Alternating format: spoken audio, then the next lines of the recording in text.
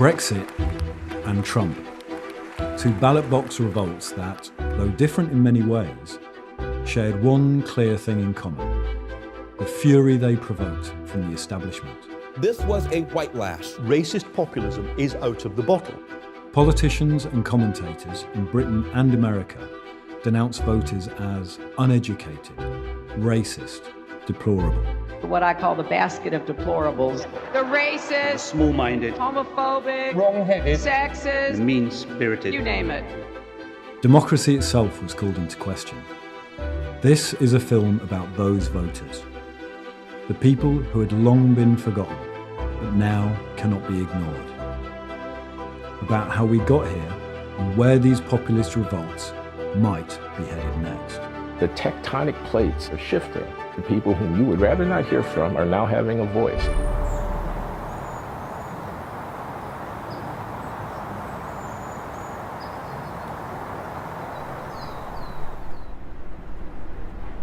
Let's start at the beginning.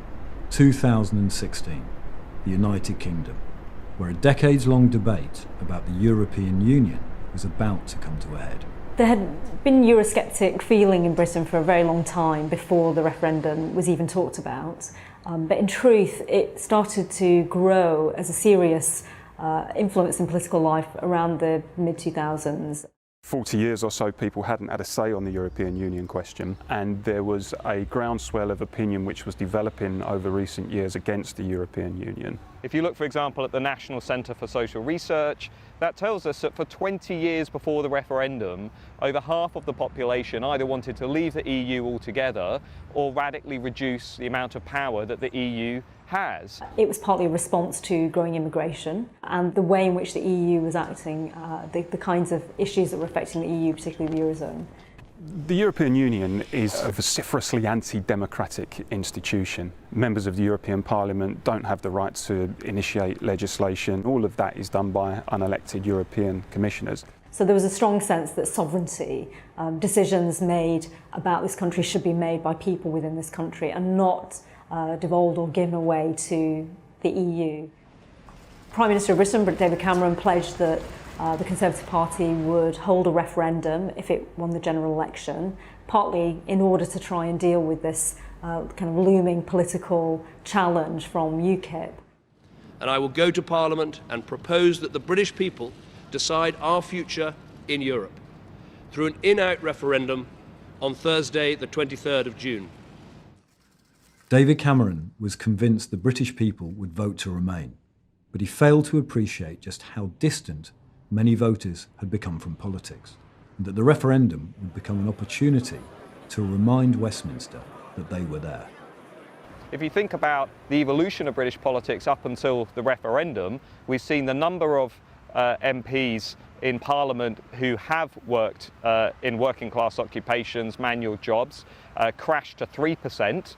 We've seen the Labour Party effectively write out working class interests. As a political project, it's become more interested in the university-educated professional middle class, and that has had consequences. The disconnect with working class people is now profound, and so they don't understand their lives, and they increasingly treat working class voters as if they're some sort of embarrassing elderly relative. You know, they want their vote, so they need to keep them on board, but they don't really want to be seen in public with them. The general view of most people was that Britain would choose to stay in the EU, would choose to remain, and all the political parties, except for UKIP, the main political parties, backed staying within the EU. The establishment were clearly all in favour of one thing, remain, and all of a sudden the people thought, well, actually, I've got an opportunity here to shake the establishment to its core. I can't do it in a general election. This opportunity has never been presented to me before. Yes, it might create a bit of turbulence. Yes, it might even hit me in the pocket in the short term, but if it's the only way I'm going to force my masters, my political masters, to listen to me, I'm going to take it. At 10 o'clock, the polling stations close after weeks, months, years of argument, and we'll have the answer to the question that's haunted British politics for so long. The British people have spoken, and the answer is, we're out. On the 23rd of June 2016, 17.4 million people, the biggest democratic mandate in British political history, voted to leave the European Union. It sent shockwaves through the British establishment. Just a few months later, another, perhaps even more unexpected, political earthquake struck the US. He is a three-time married, Playboy bunny dating, Howard Stern radio guest that, has no problem saying whatever he wants, whether it's true or not. And they voted for him over, when I say you, I mean the establishment. He beat out 17 other Republican candidates, and he beat out a woman who has been destined, according to her biography, to be president since the 90s. In 2015, when he first announced, he came down the gold elevator. A lot of people really laughed at him. Which Republican candidate has the best chance of winning the general election? Right now, Donald Trump. What they missed in that moment was that he gave a very populist speech, very reminiscent of Bill Clinton's speech in 1992. And it was all about pride in work, getting people back to work, and coming together for the future. Trump had the good fortune of having Hillary Clinton as his opponent. But I think that Trump also touched on a number of sore points, that question of the border and control of immigration, unauthorized illegal immigration across the border. Trump managed to reach beyond the existing Republican base to Rust Belt towns and cities ravaged by deindustrialization and ignored by the coastal elites. I often tell my friends in New York or Washington or Los Angeles, so the larger, more cosmopolitan areas, imagine, if you will, if 30% of your town just had moved away because the jobs had all left. A building's boarded up, windows broken, and the population is gone. And imagine every time you turned on the television, the media was saying, you need to move. Your Manhattan isn't where it's at anymore. You need to leave your family and regroup because your town isn't coming back.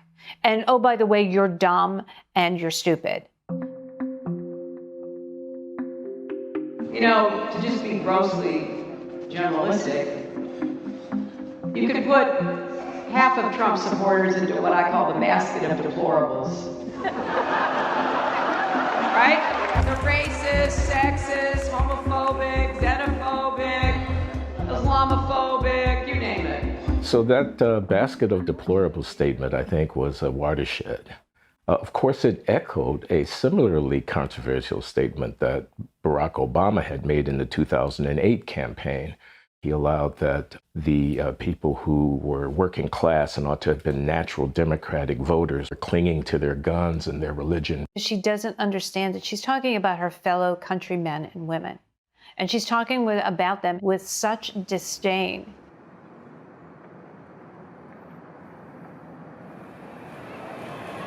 I think the Trump and the Brexit revolts were very difficult for middle-class liberals. It was, in effect, the first time that many of them had lost. And overnight, many had gone from being winners to feeling like losers. The initial reaction was basically to pursue a very simplistic one-factor explanation. It was the hillbillies in Kentucky, or it was the white working class in Clacton. There was a lot of sneering, there was a lot of dismissal. Too many were driven by nostalgia for a world where passports were blue, faces were white, and the map was coloured imperial pink. It's just absolutely appalling that a political establishment can regard so many millions of its countrymen and women in this way. And what they've absolutely failed to pick up is that fundamentally these are decent people. The vast majority who voted Leave were not racist, but they did so for values of sovereignty and democracy and self-government. The sort of liberal class in this country have redefined the terms Nazism and fascism. So they've changed what it means to be one of those things. So now any kind of traditional opinion that 20 or 30 years ago was entirely mainstream in this country is now treated as if it's a far-right opinion. been based on racism and xenophobia.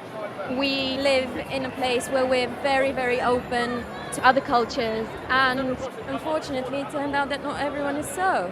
But in truth, most people who voted Leave have said in many polls that they are not hostile to migrants, they don't have racist views, but they do want to control immigration. And I think as long as some parts of the media and some politicians assume that that's the same thing, xenophobia is what's driving that, then they will always have, I think, a much more unfair and negative picture of why this country voted to leave.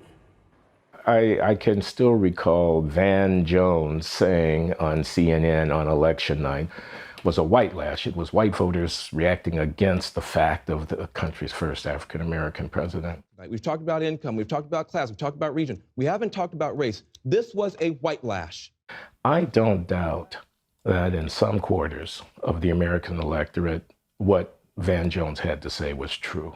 But I don't think that that was the main factor. It's very easy to compartmentalize and call I think for people who don't understand what happened, to compartmentalize and say, this is who the Trump voter is. They're white, they're old, they're dumb, they're bigots. That's them. That's the only reason this could have happened. There's no other nuance with these voters. And they continue to say that. They didn't understand what has been happening in this country, I would argue, for at least 10 years. You're not having a terrible, terrible dream. Also, you're not dead and you haven't gone to hell. This is your life now. This is our election now. This is us. This is our country. It's real. So one of the interesting things about the 2016 election is the amount of support that Trump got from working class, typically Democratic constituencies, from labor unions, from voters in Pennsylvania and Michigan and Wisconsin, constituencies which voted for Obama in 2008 and 2012 and ended up voting for Trump in 2016.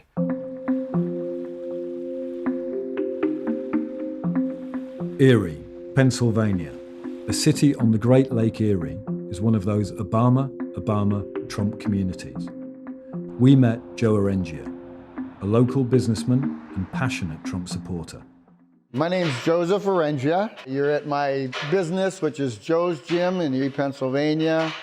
Okay, Erie, Pennsylvania is a city on the Great Lake Erie, and it's really nice about 7 months a year.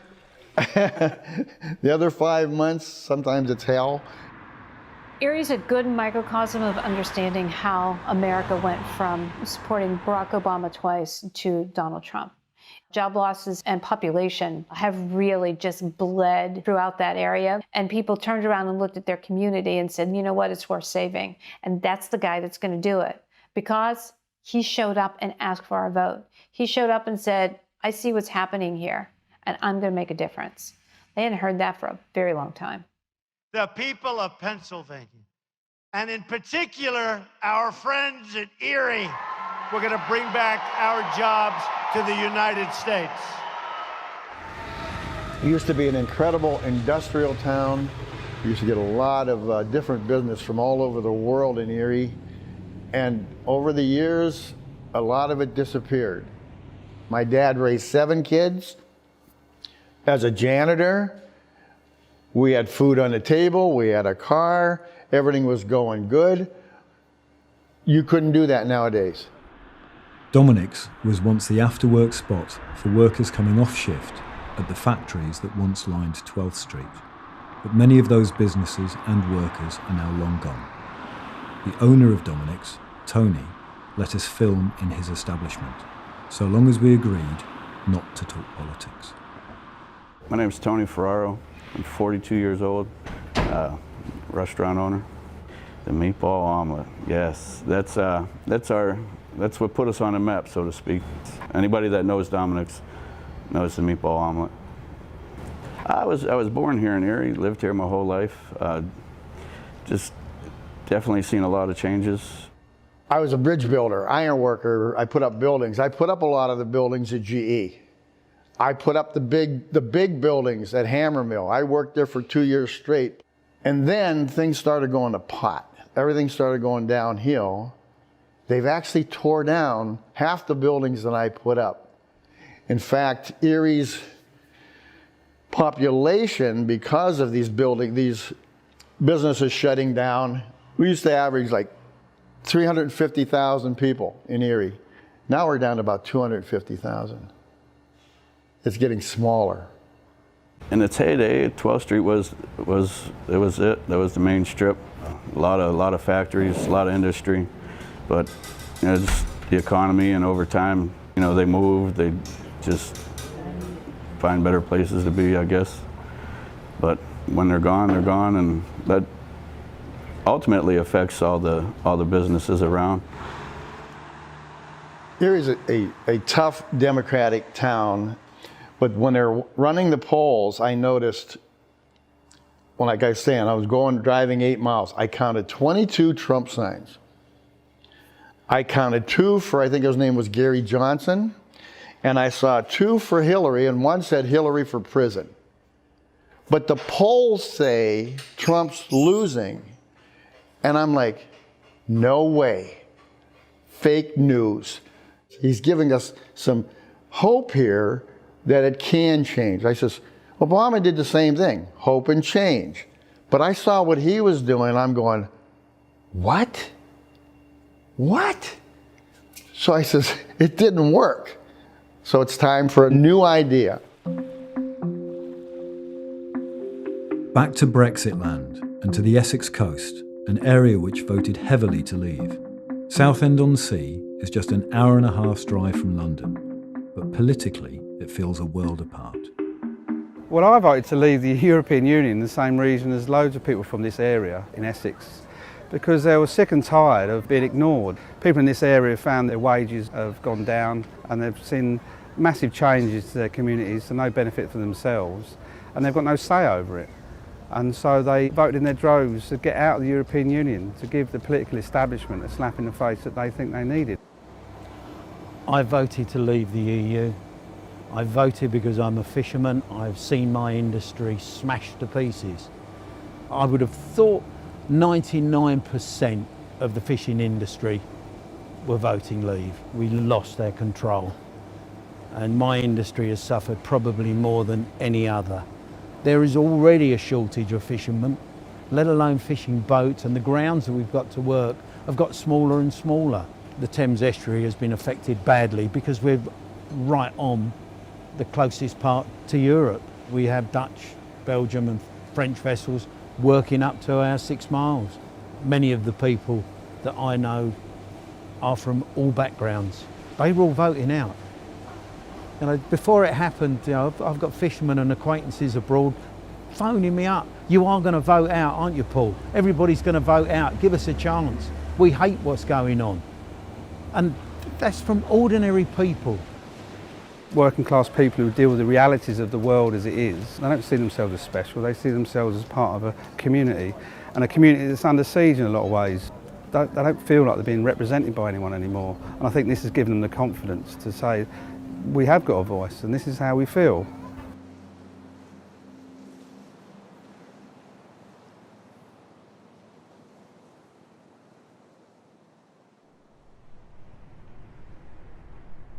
The Brexit vote and the election of Trump are often called populist revolts.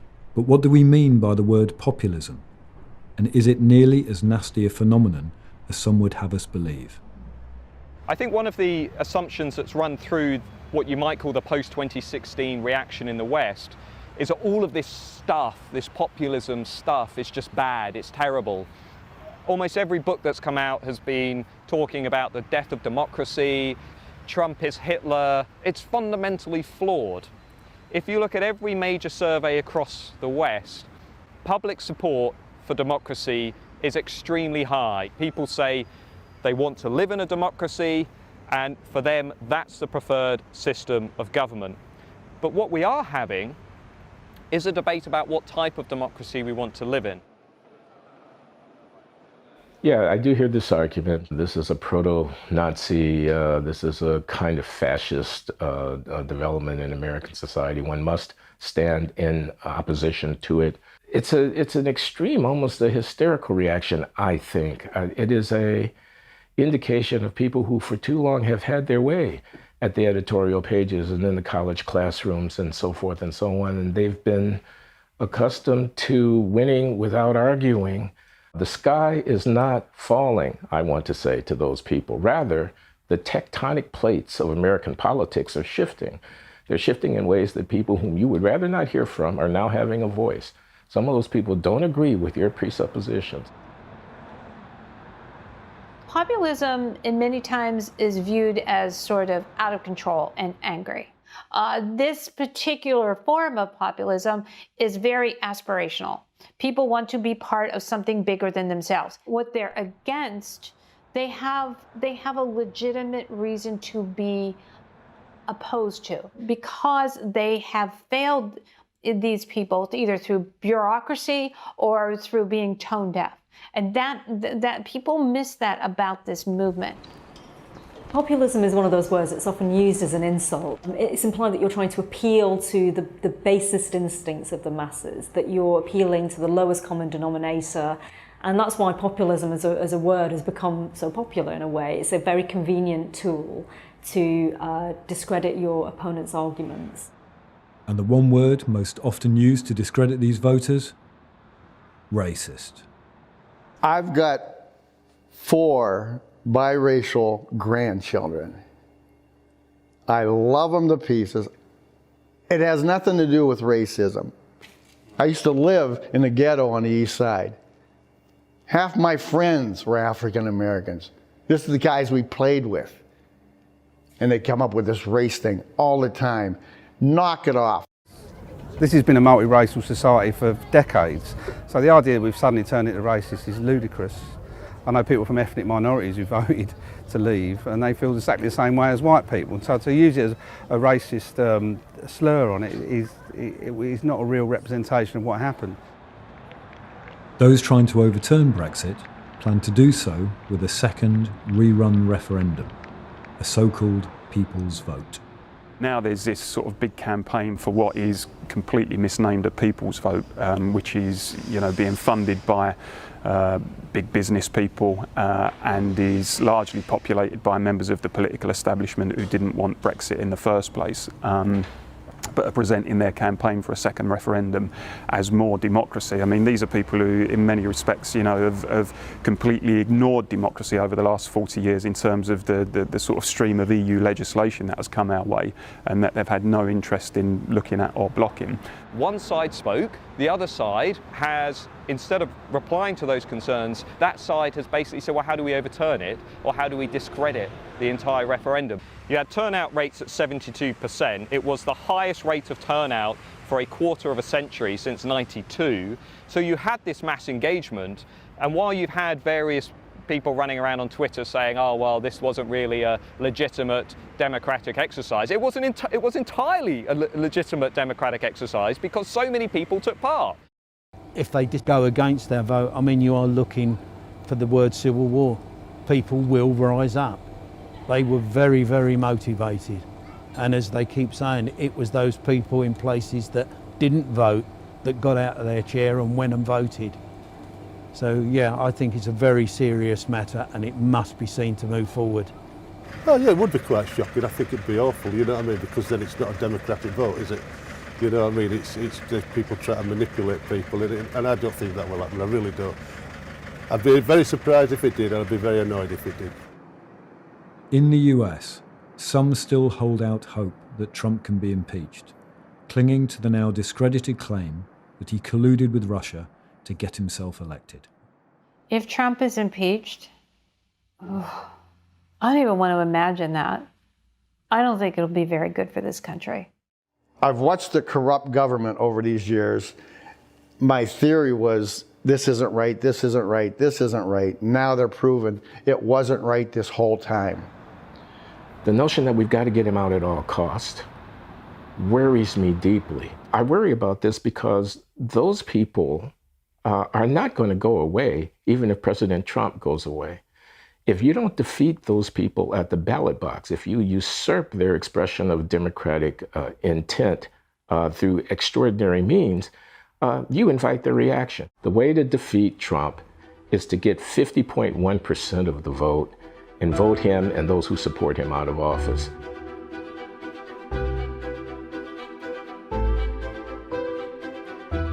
The elites claim that populism is a regressive force.